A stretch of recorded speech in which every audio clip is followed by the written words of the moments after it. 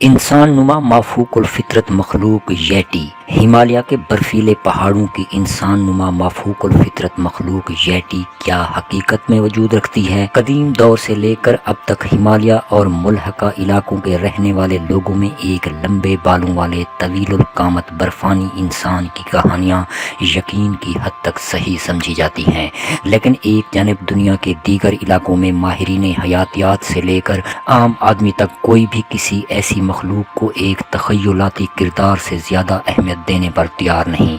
दूसरी जानब दुनिया भर में शोहरत रखने वाले अजीम कोहपैमा इसे देखने का दावा करते रहे। आखिरकार साल 2012 के आखिर में ये माफूकुल फितरत मखलूक यैटी एक बार फिर साइंसदानों की तवज्जो का मरकज बन गई। 1925 का जिक्र है। N.A. टोम्बाजी नामी एक यूनानी फोटोग्राफर को हिमालय में एक बरतानवी अर्जियाती मुहिम के एक रुकन के तौर पर काम कर रहा था। हिमालय की 15,000 फुट लंबी ग्लेशियर के करीब उसने किसी जानदार की आहट महसूस की। उसने देखा कि 200 से 300 गज की दूरी पर झाड़ियों में कुछ जानवर हैं। उसने सोचा शायद ये तिब्बती भालू होगा, लेकिन गौर करने पर देखा कि वो बिल्कुल एक इंसान की तरह थे, लेकिन कद में इंसान से 6-7 इंच बड़े होंगे।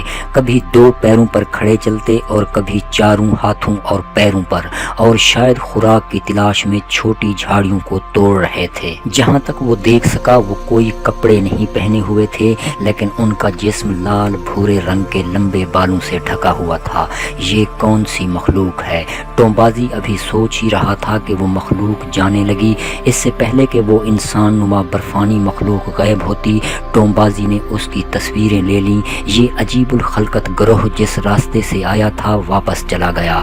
टोम्बाजी ने उसका पीछा किया मगर वो नजर न आए। अलबत्ता रास्ते में उनके बड़े बड़े कदमों के निशान मिले जिनकी उसने तस्वीर ले ली। तिब्बत के मकामी लोगों से पूछने पर मालूम हुआ कि ये बर्फानी इंसानों की तरह नजर आने वाली 8 से 13 फुट लंबे बंदर की शक्ल का एक जानदार है। ये लाल भूरे रंग के लंबे बालों से ढकी और मखरूती सर वाली नाकाबिले यकीन ताकतवर और पुर असरार मखलूक यहाँ लोगों को सदियों से नजर आती रहती है, मगर इंसानों से दूर भागती है। कोई भी इसे पकड़ नहीं सका और न ही इनके ठिकानों का पता चल सका है। तिब्बती लोग उसे माटी कहते हैं, जिसका मतलब इंसान नुमा भालू के हैं। लहजा की तब्दीली से अंग्रेजी में ये लफ्ज यैटी मशहूर हो गया। टोम्बाजी की तस्वीरें और तिब्बती लोगों की कहानी जब बरतानवी अखबार में शाये हुई तो यूरोपीय सियाहों का एक तांता बंध गया। कई सियाह यैटी को खोजने आए। उन्होंने यैटी को देखने के दावे भी किए और कदमों के निशानात की तस्वीर बनाकर लाए। कुछ ने तो यैटी से रूबरू मिलने के दावे भी किए। मिसाल के तौर पर 1938 में फ्रांसीसी नाम वाला एक बरतानवी अफसर कैप्टन ओवीर गनी हिमालय की ऊंची चोटियों में कहीं खो गया। भटका हुआ लावर कैप्टन दी ओवेर गनी बर्फीली चट्टानों से लुढ़क कर नीचे गिरने लगा, जहां उसे लगने लगा था कि अब मौत यकीनी है, लेकिन 2 मजबूत बालदार हाथों ने उसे बचा लिया। वो हाथ एक यैटी औरत के थे। यैटी के बारे में उसका दावा है कि वो 8 फुट लंबी थी। उसने उसकी तब तक खिदमत की जब तक वो वापसी के लायक नहीं हो गया, लेकिन साइंसी मुहक्किकीन के नज़दीक यैटी के बारे में सारी बातें कहानियों या किसी अफवाह से कम नहीं। उनका कहना है कि हिमालय जैसे बड़े बर्फीले रेगजार, दूर दूर तक फैली सफ़ेद बर्फ, ऊपर से सूरज की चमकदार धूप, ऐसे में किसी शय को वाज़े देखना कोई आसान बात नहीं।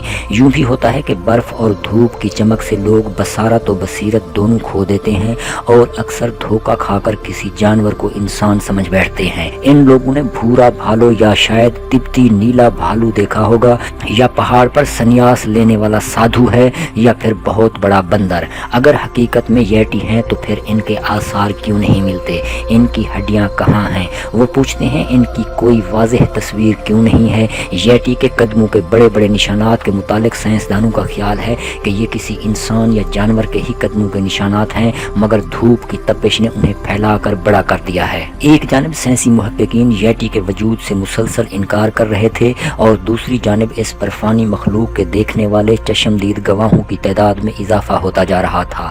برفانی آدمیوں کی تلاش میں ایڈمنڈ ہیلری اور رین ہولڈ میسز جیسے عظیم کوہ پیماؤں کی قیادت والی مہمات بھی ہوئیں۔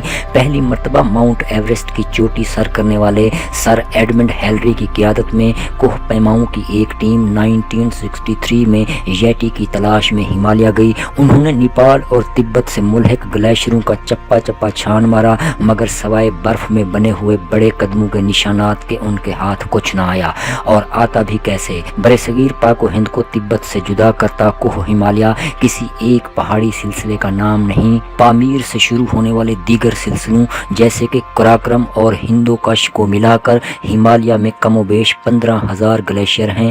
ان میں یہ مخلوق کہاں چھپی بیٹھی ہے کیا معلوم۔ البتہ ایڈمنڈ ہیلری کو اس مہم کے دوران ییٹی کے متعلق ہر گاؤں یا بستی میں چشمدید گواہ اور کہانیاں ملیں۔ بعض مقامی قصبوں میں تو ییٹی کے مجسمے بھی ملے، جہاں ان کو ایک محافظ سمجھ کر ان کی پوجا کی جاتی تھی۔ چونکہ غیر ملکی سیاحوں میں ییٹی کے بارے میں دلچسپی بڑھتی جا رہی تھی، اس لیے ان دنوں چند چالاک اور ہوشیار لوگوں نے ریچھ اور بھورے باراسنگے کی کھالیں اور ہڈیاں ییٹی کے نام سے منہ مانگی قیمتوں پر بیچنا شروع کر دیں، جس پر سائنسی محققین ییٹی کے وجود پر مزید شک و شبہ میں مبتلا ہو گئے۔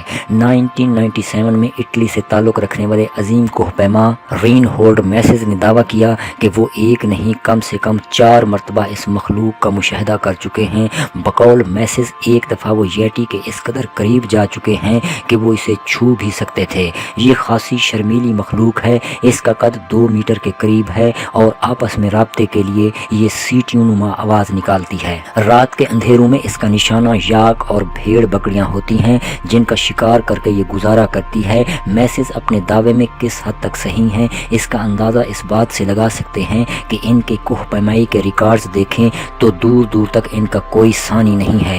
وہ دنیا کے واحد انسان ہیں جنہوں نے 8,000 میٹر سے بلند دنیا کی تمام 14 چوٹیوں کو سر کرنے کا کارنامہ سر انجام دے رکھا ہے۔ وہ بغیر اضافی آکسیجن کے ماؤنٹ ایورسٹ کو سر کرنے کا ریکارڈ بھی رکھتے ہیں۔ انہوں نے اکیلے ماؤنٹ ایورسٹ سر کی، جو آسان کام نہیں تھا۔ وہ ہمالیہ کے ایسے علاقوں میں بھی جا چکے ہیں جہاں شاید بہت ہی کم لوگ پہنچ سکیں۔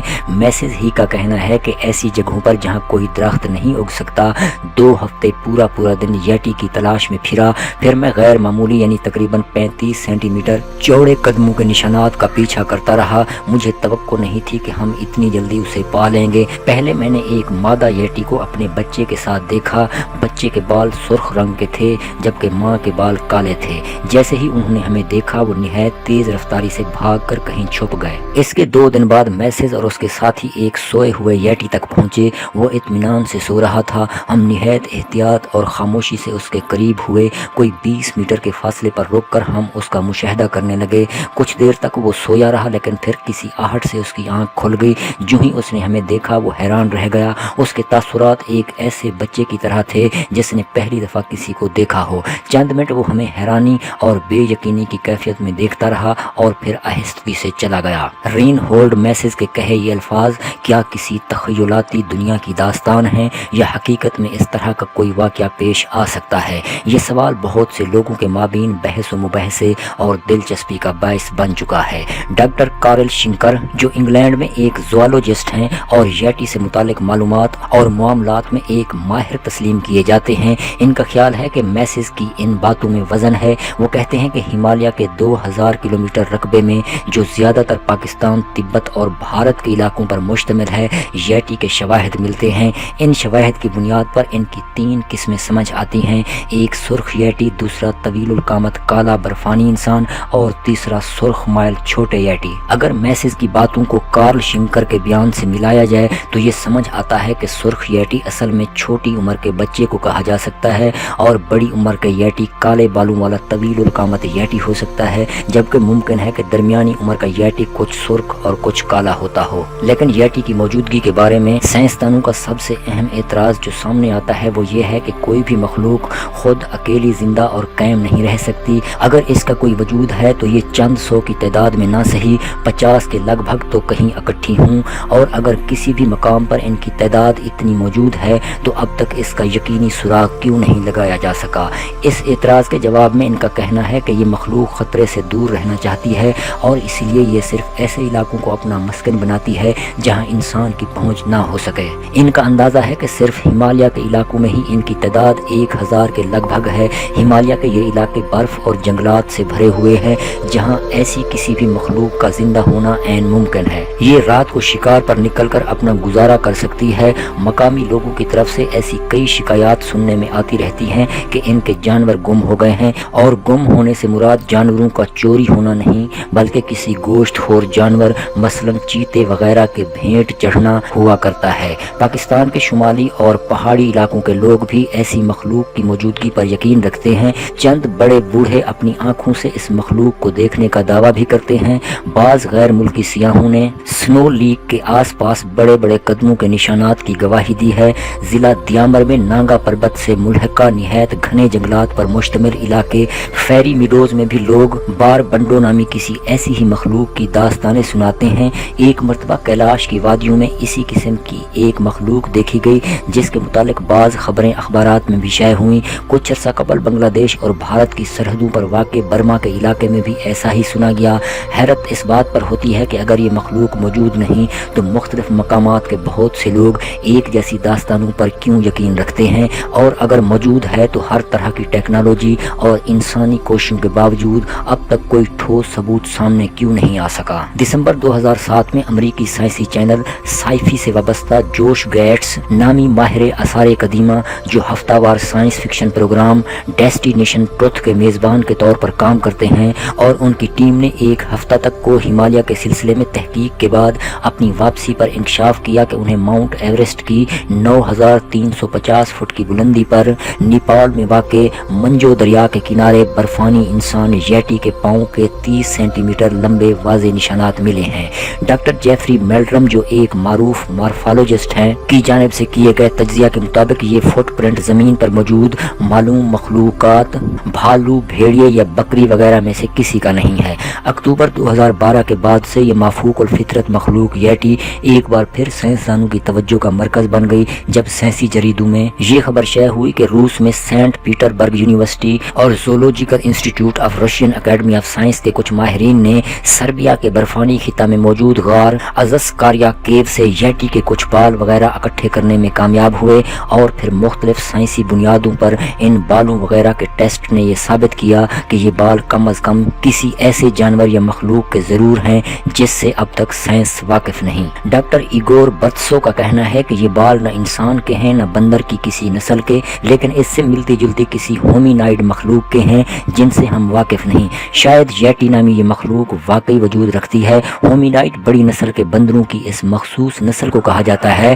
جن کے بارے میں بعض ماہرین کا خیال ہے کہ وہ انسان کی ابتدائی شکل تھی یا انسان نما کوئی مخلوق تھی۔ اس روسی تحقیق کے بعد اب سوئٹزرلینڈ، برطانیہ اور امریکہ کے سائنسدان بھی اس برفانی مخلوق پر تحقیق میں دوبارہ قدم اٹھا رہے ہیں۔ برطانیہ کی آکسفورڈ یونیورسٹی اور سوئٹزرلینڈ کے لوسین میوزیم آف زوالوجی کے ماہرین ییٹی پر تحقیق کے لیے کولیٹرل ہومینائڈ پروجیکٹ شروع کیا ہے۔ برطانیہ اور سوئٹزرلینڈ کے سائنسدانوں نے ان لوگوں اور تنظیموں سے کہا ہے جو یہ دعویٰ کرتے ہیں کہ ییٹی کرۂ ارض پر اپنا وجود رکھتا ہے، ثبوت کے طور پر اس کے جسم سے تعلق رکھنے والی کوئی چیز انہیں دیں تاکہ اس پر سائنسی تجربات کر سکیں۔ سائنسدانوں کا کہنا ہے کہ بالخصوص بالوں کے نمونے سائنسی تجربات کے لیے زیادہ فائدہ مند ثابت ہو سکتے ہیں۔ سائنسدانوں کا منصوبہ یہ ہے کہ ییٹی کے بال یا کوئی اور جسم کا حصہ ملنے کے بعد وہ اسے ڈی این اے کے ایک نئی طرح کے تجربات سے گزاریں گے جس کے نتائج بہت واضح اور ان کے درست ہونے کی شرح بہت زیادہ ہے۔ سائنسدانوں کا کہنا ہے کہ ہو سکتا ہے کہ انہیں ییٹی کی باقیات تو نہ مل سکیں،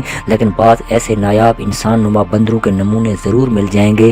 یہ تو وقت ہی بتائے گا کہ کوئی اس انسان نما برفانی مخلوق ییٹی کے راز سے پردہ اٹھاتا ہے یا کوئی سنی سنائی جانے والی ان داستانوں کی تردید کو ثابت کرنے میں کامیاب ہوتا ہے۔